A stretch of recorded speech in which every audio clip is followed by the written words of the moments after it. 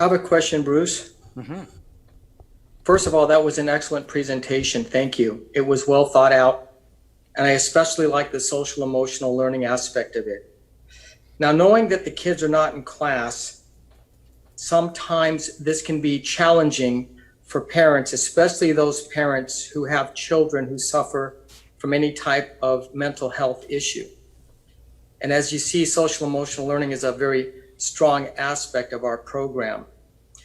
When a child enters a classroom and they can actually physically be in front of a teacher, if the teacher notices something that they may seem awkward in their behavior or notice that the student may be hurting it some way, they can make proper referrals to counselors, psychologists, or other mental health services. However, our students are in isolation, and they have been for the last 6 months.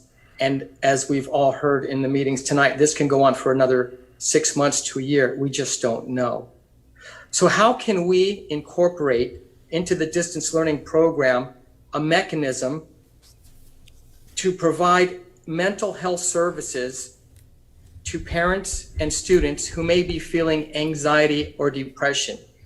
So during a Zoom meeting, for example, such as this one, would it be possible to provide those kind of phone numbers or resources as maybe a banner ad or something so that students know that there is help out there?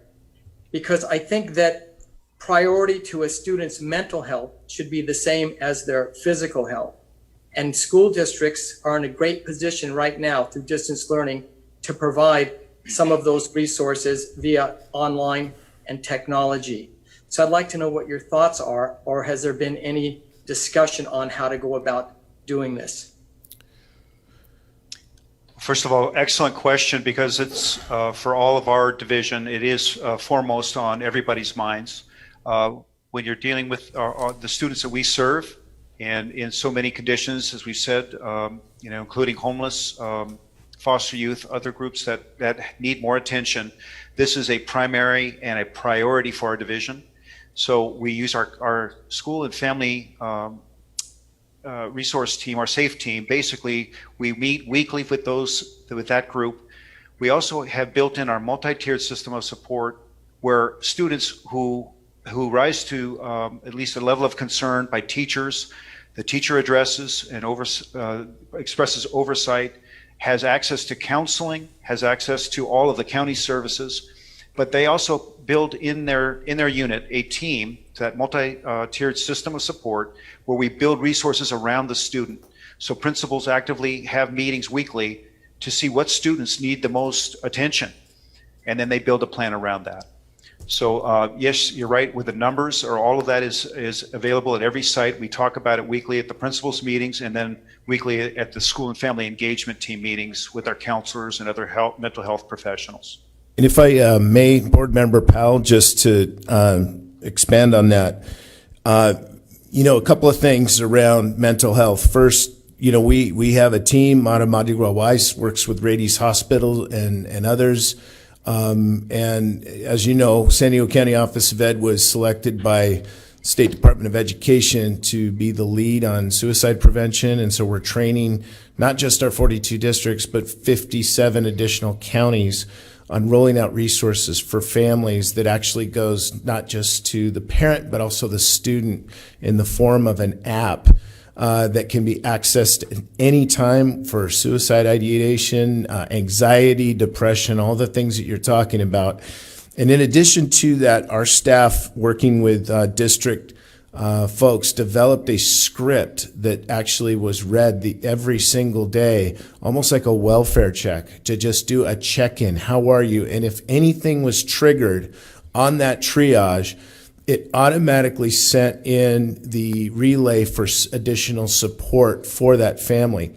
Independent of that, we also have a bank of vetted and approved resources for families, for children, in our COVID resource section that our folks have put together with state authorities and in our local hospitals, children hospitals.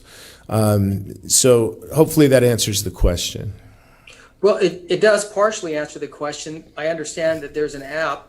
What I would want to know is, how is that app made public, and we're under the assumption that the students that probably need it the most don't have a cell phone with an app on it. I mean, it may be hard for some people. So what I'm thinking is there any way to work with this during a distance learning class where the parents are given some information so that they can access mental health services? I would think that a lot of parents also are going through tough times. And as you'll notice, more students have been killed through domestic violence and suicide over this last 6 months than they have because of coronavirus. So I think this is a real serious crisis that we're in, and mental health issues could become a little bit tougher as we move down this isolation, because who knows how long this could continue. That just food for thought. Maybe we can all work together on getting something that's extremely powerful, just as you've already done. Yeah. Well, Dublin, thank you. And I also think it's important that we recognize the efforts that the county office has done, to the point that the state has recognized us as a leader in this area. So it's good. Your comments are welcomed, and like you say, food for thought. But we also have to recognize that this county staff have done an incredible amount of work in this respect. I think one area too that just wanted to highlight too was the engagement team. So our like Dr. Gothold said, the use of the script and the use of our parent-family liaisons. We also have continued to meet with parents and provide them mental health services and supports. So trying to hit it with parents and students, and then also contacting them to make sure they're getting what they need. I think it's very good that we're talking about this in a public forum so that parents can also access this information anytime, and they can review this cast and see that we are doing a lot to help. And hopefully no one needs these resources, but it's good to hear that we're on top of it. But you know, even though we're on top of it, we don't ever want to get complacent. We have to keep pushing this forward for our students and our families that need it the most. Thank Yes, you. indeed. Thank you.